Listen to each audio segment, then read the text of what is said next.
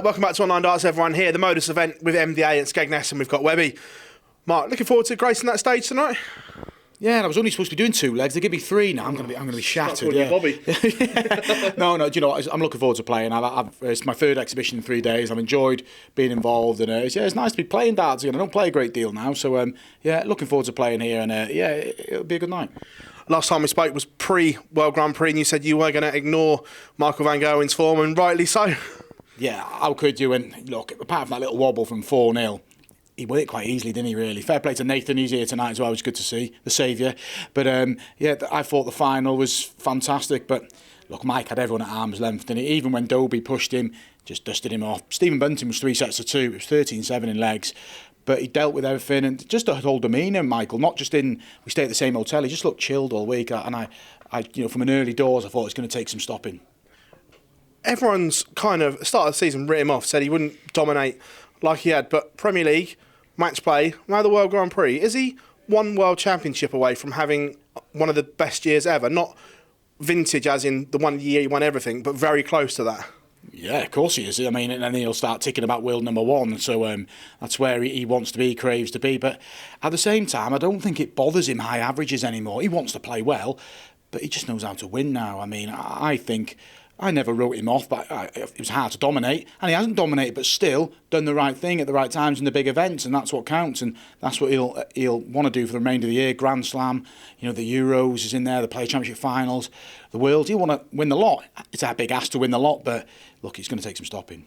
Also got a bit spicy in Leicester. The top 3 were playing each other off in the media. Don't get me wrong, we loved every minute of it. But is it good that we've got rivalries developing again?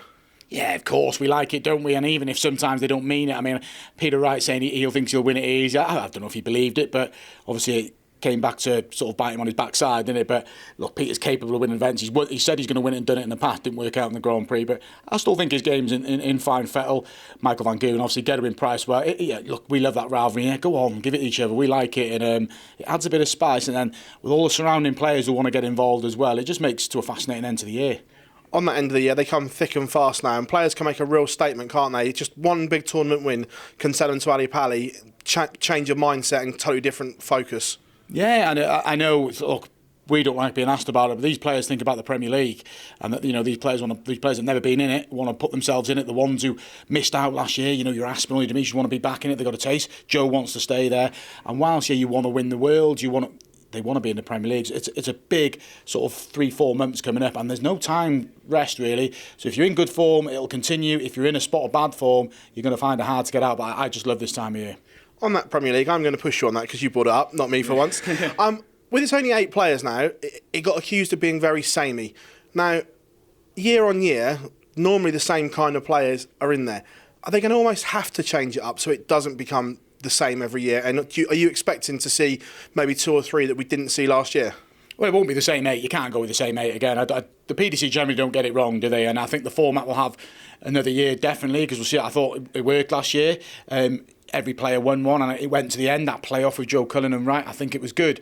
But yeah, you're going to have to change it up. You can't go with the same 8 unless they put themselves in a picture where they cannot be picked. But look, there's plenty to play for, and someone can come from nowhere. You know what it's like. There'll be someone there that isn't even even our thoughts and our feel, is there? But they go and win an event, they're putting themselves in the picture. Pleasure as always, mate. Thank you very much. Cheers, Barzy.